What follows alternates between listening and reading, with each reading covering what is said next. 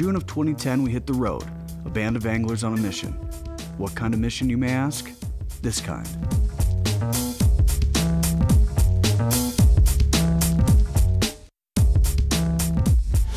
In a little over 2 weeks, we traveled over 1,000 miles, or a third of an oil change, hitting up some of the best fishing the Midwest has to offer.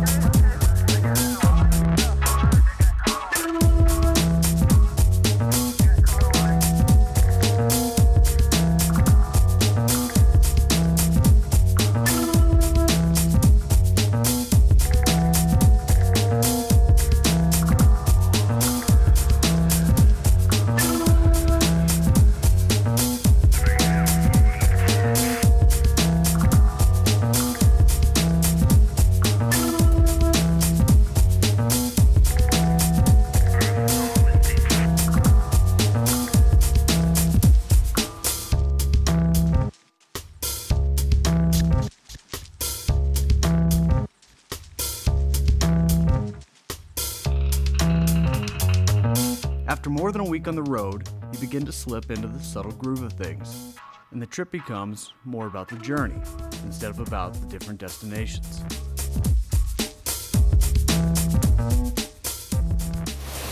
Yeehaw! We're gonna need a license and a giant bottle of whiskey. What do you want? Can I get a number?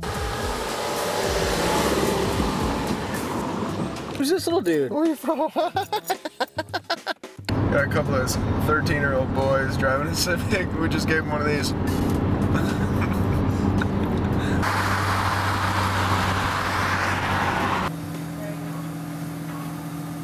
Got a new friend. Got a buddy. Let's go check in. All right, come on. And around this time, roughly halfway through our trip, we made it to the middle of nowhere, Wisconsin.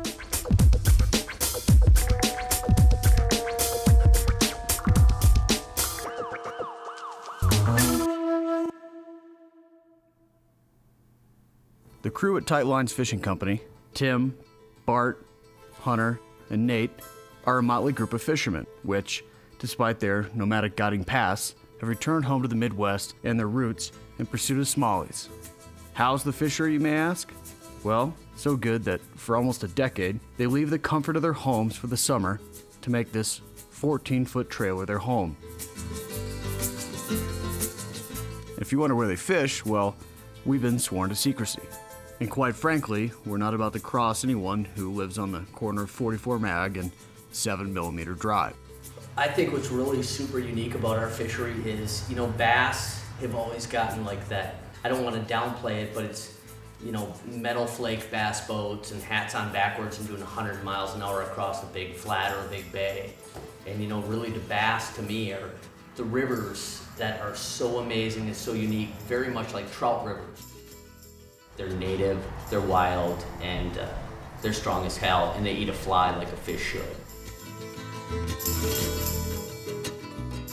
I went out west because I thought, in my eye, trout was the coolest thing you could do.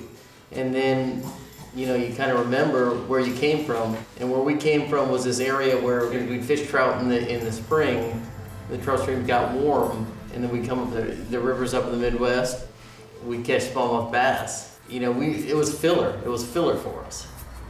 But they fought like crazy. As we grew up, we realized that they were quite a hardy game fish. Similarities are striking between smallmouth bass and trout. I look at a smallmouth bass, I tell my clients every day, smallmouth bass is like a big brown trout. It's not that riffle rainbow trout that you go after with little nymphs. It's that big wily brown trout that lays in the shadows, that eats meat. That's a smallmouth. You huff meat into cover and you look for a player and you want an aggressive take. That's what a smallmouth does. They're opportunistic, they are players. You hit the spot and they will attack. Smallmouth for the most part are going for crayfish, baitfish, or dragonflies. The big problem lately with the low water has been the death from above factor. Anything with a huge splash has spooked them off. So we're fishing poppers like dead drift dragonflies, like you'd fish on the Henry's Fork. It's really great. you know, I think any of the other guys will tell you that just kind of learning and accepting the fact that, you know, if the fish are eating, they're eating. When the fish are in that mood where they're kind of on the fence as to whether they're going to eat or not, I think that, you know, bait fishermen and gear fishermen with some of the soft plastics and the scents and stuff like that, they have that ability to kind of will fish into eating, or to kind of force them into eating if they're kind of on the edge. And you know, as fly fishermen, we can't make fish eat because we don't have that scent and stuff, and that's part of what makes it amazing and special. Is that, you know, people always say, well, why do you fly fish? And I say, well, not because it's cool or anything else like that, but because it's more satisfying. I'm lucky enough to have a staff of guys and a group of guys that these guys aren't on the river on a Saturday or a Sunday and are just like, you know, I'm a weekend warrior. The guys that work for the shop are on the river every day of the week. When you're on the river for 100 days straight, you know where the bass live. So where they live? I really don't know. That's Let's go tomorrow. I'll tell you tomorrow. Let's show you how they got It's kind of a crapshoot, dude.